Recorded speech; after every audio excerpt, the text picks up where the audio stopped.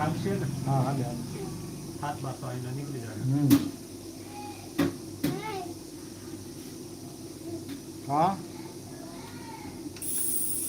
કેમ છે? શેનો ધુમાડો રિક્ષા ગઈ ને? કેટલા છે વીકે?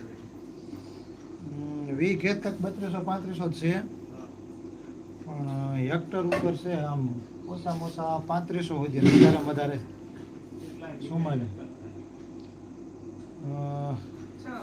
6 વીઘા હોય ને એટલે 22,000 રૂપિયા જેવા માલ એમ કે